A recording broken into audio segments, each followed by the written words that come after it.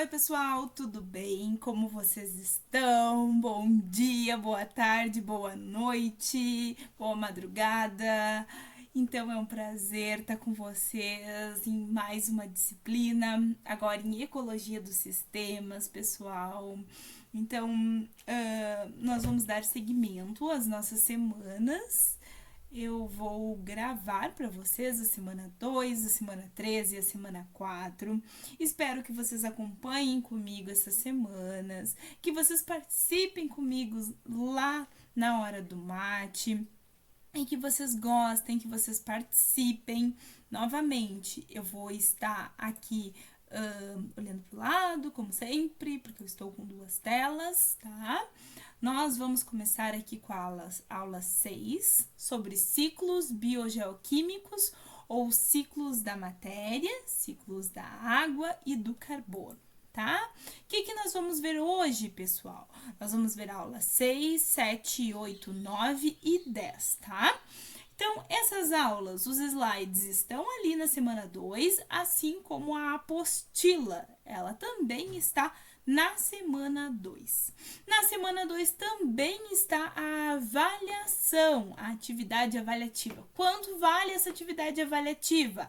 Vale 20 pontos. Não deixem de fazer. Vocês têm aí uma semana para fazer esta atividade. Não deixem de fazer, tá? Não deixem de realizar essa atividade, porque ela vale 20 pontos para vocês, tá? Então, hoje nós vamos começar essa sexta aula, vamos explorar esse tema aí, que é fundamental para nós entendermos, né, o ecossistema, os ciclos mesmo biogeoquímicos aí, e para nós focarmos especialmente no ciclo da água, no ciclo do carbono, tá? Então, o que nós vamos aprender, pessoal? O que nós vamos descobrir?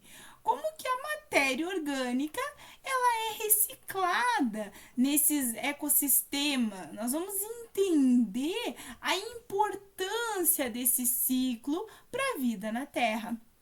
E aí, os ciclos biogeoquímicos, eles são responsáveis pelo quê, pessoal?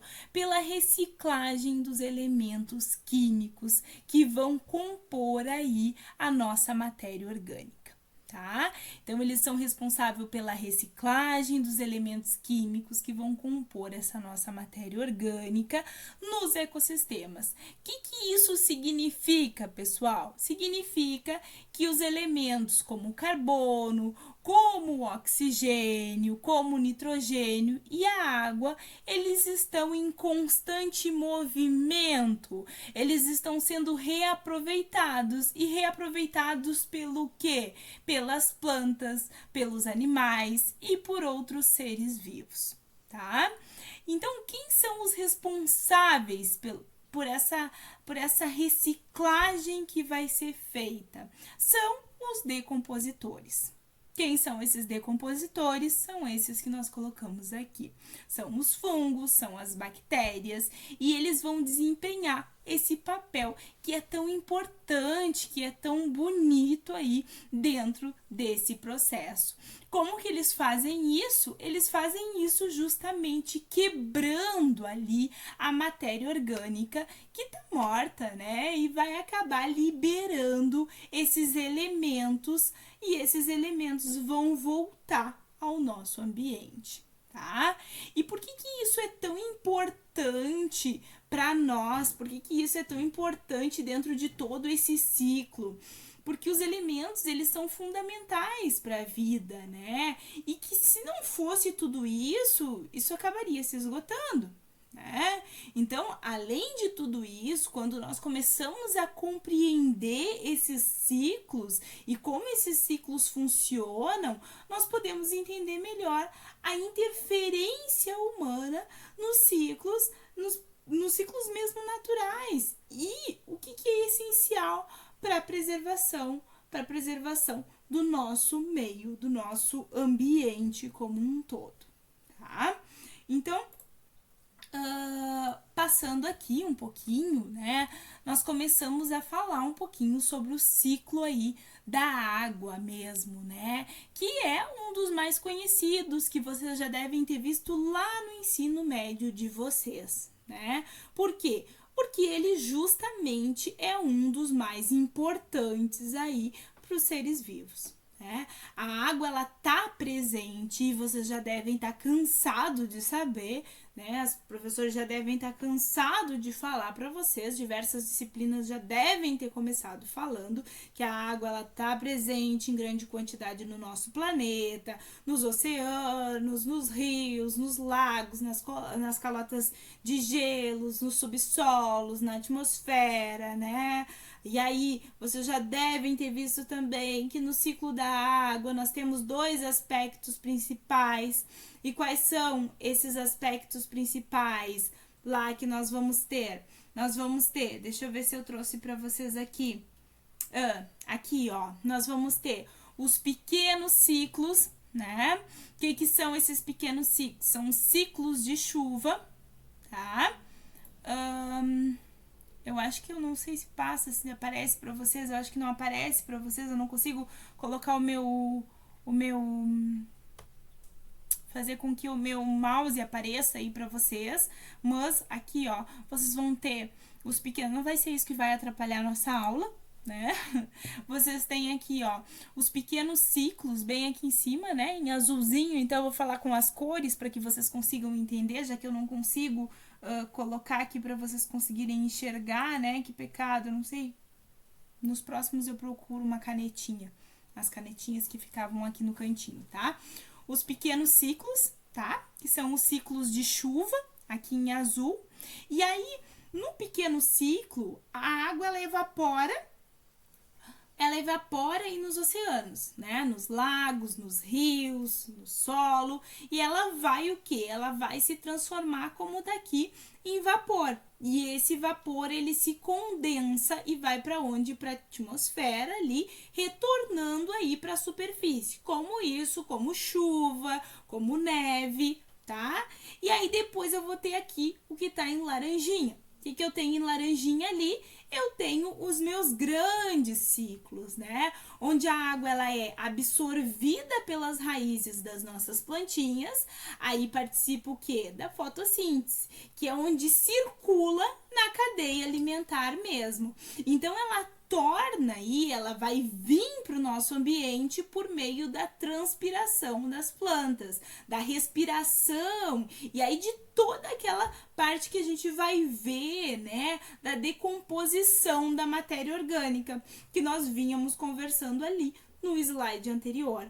E aí, se vocês observarem aqui na figura, isso vai estar representado. Todo esse nosso ciclo, né, que tá lá no slide de vocês, que vocês podem ver, que representa todo esse caminho que percorre aí, né, o nosso ciclo hidrológico, tá? Que mostra o caminho que a água vai percorrer, que ela vai passar, tá? E aí, pessoal, se nós formos pensar agora na interferência, né, humana no ciclo da água, eu pensei que eu tivesse trazido outro slide, não tem aqui, mas se nós formos pensar na interferência humana no ciclo da água, que eu coloquei pequenininho aqui embaixo para vocês, infelizmente, as atividades humanas, como nós começamos a conversar na disciplina anterior, quando nós falamos lá em educação ambiental, lá no finalzinho da nossa disciplina, que vocês devem ter visto lá com a Letícia, em educação ambiental mesmo, né? Que as atividades humanas, elas têm um impacto grande no ciclo da água, né? Por quê? Porque, por exemplo, lá, se nós pensarmos no desmatamento, né? Ele reduz a evaporação e a infiltração da água no solo, o que pode levar à seca, o que pode levar à perda da biodiversidade. E se nós pensarmos, além disso, né? Se nós pensarmos lá na poluição do rio, na poluição dos lagos, a contaminação dessa água, ela também afeta a qualidade dos recursos hídricos, que nós utilizamos para beber, que nós utilizamos para irrigar, para sustentar as nossas atividades. E aí eu falo das nossas atividades diárias. Eu falo dos nossos banhos, eu falo de limpar a casa, das coisas mais simples que nós usamos. A água. Né? E então a compreensão do ciclo da água, desse ciclo hidrológico, ele vai ser fundamental para que nós possamos aí tomar atitudes para preservar mesmo. Então, quando nós começamos a refletir sobre o uso e aí a discutir, né, que nós vamos ver em aulas futuras aí, sobre como que nós podemos tomar atitudes, e nós vamos refletir nisso até a última aula lá, para preservar, nós começamos a contribuir com a preservação de todo esse ciclo, né? Porque vocês observem, isso é um ciclo fechado, né? Agora, quando nós começamos aqui a pensar no ciclo do carbono, nós vamos falar que ele também é crucial, né, para a vida na Terra. Porque pensem, o carbono ele é um elemento presente em todos os seres vivos, né? Ele circula no ambiente por meio dos processos como a fotossíntese e a respiração, tá?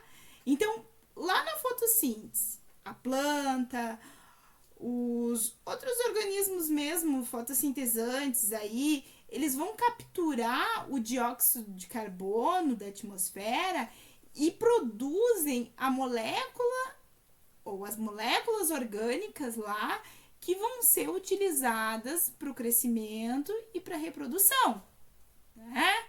Então, parte dessas moléculas orgânicas, ela acaba sendo degradada para que eu tenha energia, né? Enquanto a outra parte, ela vai circular na minha cadeia, como tem aqui na imagem, passando por um organismo, passando por outro organismo. Então, ela vai circular ali dentro da minha cadeia. E aí, o que acaba acontecendo? Acaba acontecendo que o dióxido de carbono, ele retorna ao ambiente pela respiração dos seres vivos, pela decomposição da matéria orgânica e pela combustão mesmo de combustíveis fósseis, né? Então, vejam como, se eu observar essa imagem, o carbono, ele se move no ambiente sempre em transformação, né? Então, os impactos ambientais do carbono, os problemas atuais, né, com as atividades humanas, especialmente a queima de combustíveis fósseis e o próprio desmatamento, né, eles estão emitindo aí grande quantidade de dióxido de carbono na atmosfera. E o problema é que esses níveis elevados de dióxido de carbono, eles não são totalmente reciclados, né? E isso, o que acaba causando? Acaba causando o que eu coloquei aqui para vocês. Acaba causando o efeito estufa. Acaba causando o aquecimento global. E esses impactos, pessoal, esses impactos ambientais, eles estão mudando o clima do nosso planeta. Nós acabamos de passar por uma crise ambiental aqui no Rio Grande do Sul. Nós vivenciamos isso, nós vimos isso. Nós não estamos falando uma coisa clichê, né? Isso é algo que nós precisamos entender e buscar soluções, né? Vocês mais ainda, vocês vão estar trabalhando com isso daqui a pouco tempo. E aí, dando continuidade aqui à nossa aula, nós vamos falar agora dos ciclos biogeoquímicos, né? Ou ciclos da matéria, ciclos do nitrogênio e do oxigênio, tá? Vamos dar continuidade então. E aí vocês vão ver que eles são fundamentais para a manutenção da vida. E nós vamos entender como que eles funcionam, qual a importância deles dentro desse meio, né? Então eu trago para vocês duas curiosidades aí, né? Nós vamos começar com esse ciclo do nitrogênio, né? E eu já digo para vocês sabiam que 78% do ar que nós respiramos, ele é composto por nitrogênio? Mas a maioria dos seres vivos aí, incluindo nós, não conseguimos utilizar esse nitrogênio diretamente no ar. Né? Diretamente no ar, não, diretamente do ar, né? Imagina, gente. A gente tem o ar com 78% e a gente não usa ele diretamente. Como assim, né? Então, por que o nitrogênio é tão importante para nós, né? Então, olha só, o nitrogênio ele é essencial para a vida porque é como um constituinte básico das proteínas e dos aminoácidos nucleicos que são fundamentais lá para o crescimento e o funcionamento dos seres vivos, tá? A importância do nitrogênio aí, né? O nitrogênio ele tá presente em todos os seres vivos como parte lá das proteínas, do DNA. E aí, sem o nitrogênio, nós não teríamos mesmo as proteínas, que são extremamente necessárias aí para formar os nossos músculos que nós temos, as nossas enzimas, as nossas moléculas que são vitais aí, né? Mas, claro, tem um detalhe importantíssimo nisso tudo, né, pessoal? A maioria dos seres vivos não consegue fixar esse nitrogênio diretamente do ar. E isso acontece com a gente. Isso significa o quê? Significa que nós precisamos de uma ajudinha, pessoal, da natureza para que esse nitrogênio ele se torne disponível para nós, tá? Então, como que o nitrogênio ele chega até os seres humanos, até os seres vivos, né? Existem dois caminhos principais aí para que esse nitrogênio ele chegue até nós, tá? Aí é assim, tá? No primeiro caso, uma pequena parte do nitrogênio ele chega até nós através da água da chuva. Ô, beleza, hoje é um dia aí, ó, dia 19/8/2024, tô respirando água pura aqui em Pelotas. Não sei como é que vocês estão aí na cidade de vocês, como é que vocês vão estar, tá?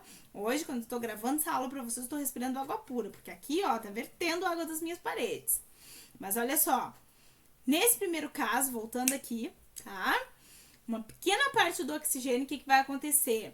Ela vai chegar por essa água da chuva, tá? Na forma de íons. Que tipo de íons? Amônio e nitrato, tá? Mas a maior parte do nitrogênio que é utilizável, ele vem das bactérias fixadoras, que transformam aí o nitrogênio do ar em amônia, nitrito e nitrato, tá? Então, essas formas de nitrogênio, elas são essenciais tanto para as plantas, que vão absorver, e aí quando elas absorvem, consequentemente, elas vão disponibilizar para outros seres vivos. E aí as próprias bactérias ali que são fixadoras do nitrogênio, elas são tipo os heróis desses ciclos, né? Porque elas podem viver de forma livre, tá? No solo, e elas podem também estar associadas a raízes de outras plantas, tá? Como, por exemplo, elas podem estar associadas aí a raízes de plantas leguminosas, como, por exemplo, o feijão, a soja, a ervilha. E aqui, ó, tem um exemplo, ó, de uma leguminosa que elas estão associadas aqui, ó, esses nódulozinhos aí, tá?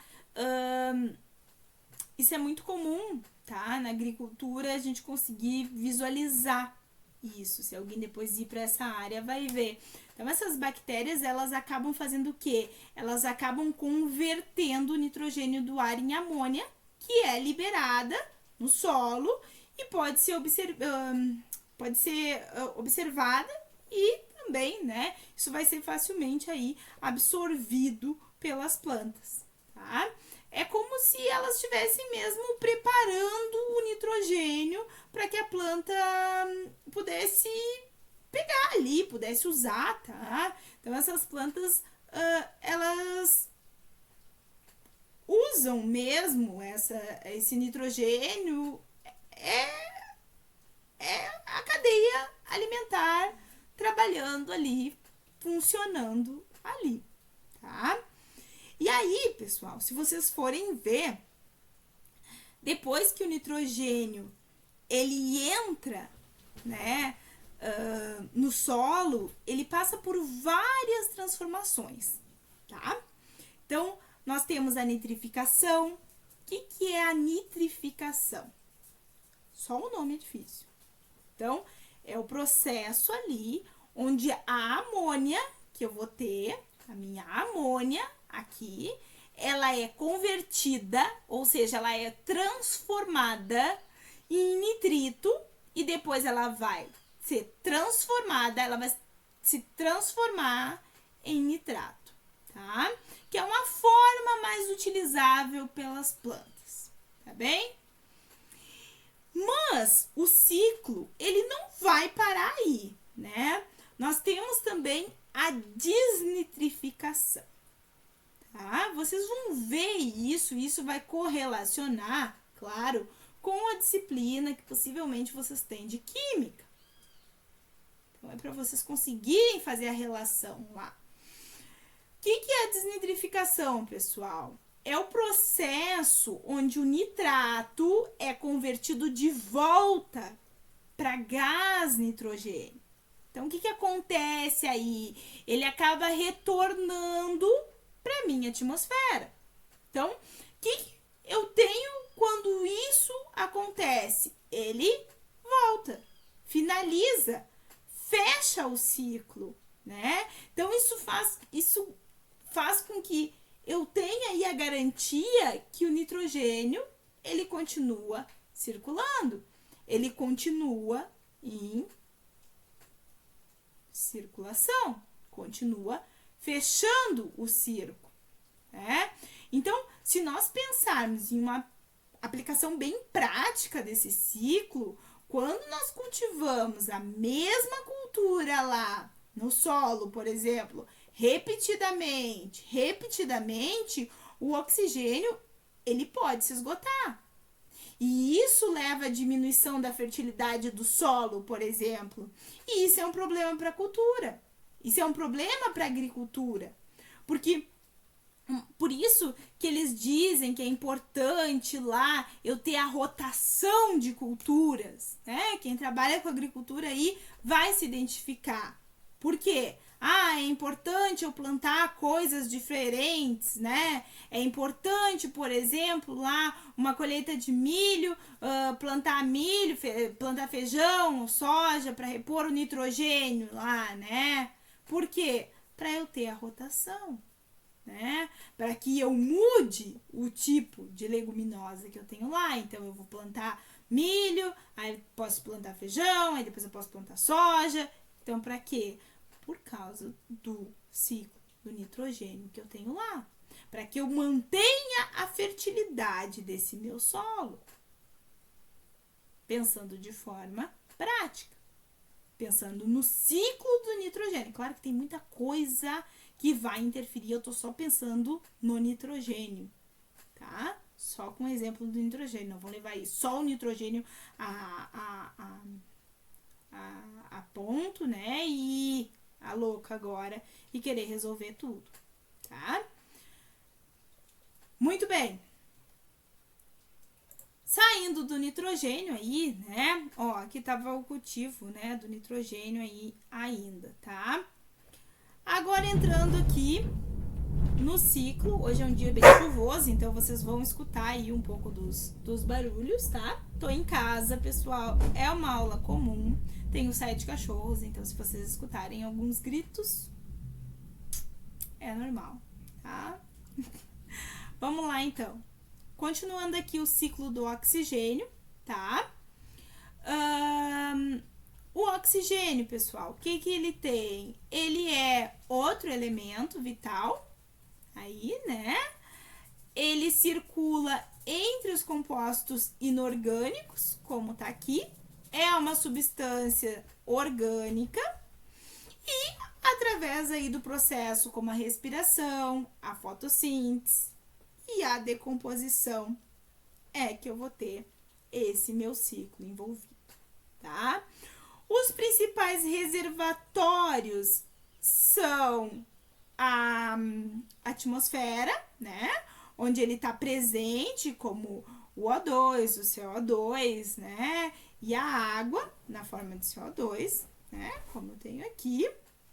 E esses reservatórios, eles são fundamentais aí para o ciclo do oxigênio. Então, para que eu tenha o equilíbrio necessário para a vida, eu preciso manter esses meus principais reservatórios. Se eu estiver pensando no ciclo, né, e nos próprios processos dentro do ciclo do oxigênio, nós temos 3 principais que nós não podemos esquecer. O primeiro, lógico, quando eu estou falando em oxigênio, eu falo em respiração, né? Principalmente se eu estou falando em seres vivos que utilizam o oxigênio, né? Para quê? Para gerar energia, para produzirem água, né? Como subproduto aí. Depois nós temos a fotossíntese, né? Onde as plantas capturam o CO2 da atmosfera e como com a ajuda aí mesmo da luz solar, elas vão acabar produzindo a matéria orgânica e liberando o oxigênio como o subproduto que nós vamos utilizar aí. E finalmente nós temos a decomposição, onde os organismos mortos e os resíduos, né, são decompostos, liberando CO2 e água nesse processo. E esses processos, eles mantêm todo o oxigênio lá em circulação, que vai garantir que haja sempre oxigênio disponível aí para nós, para os seres vivos em geral, tá? Eu vou cortar essa aula para ela não ficar muito grande e nós entramos na aula 8.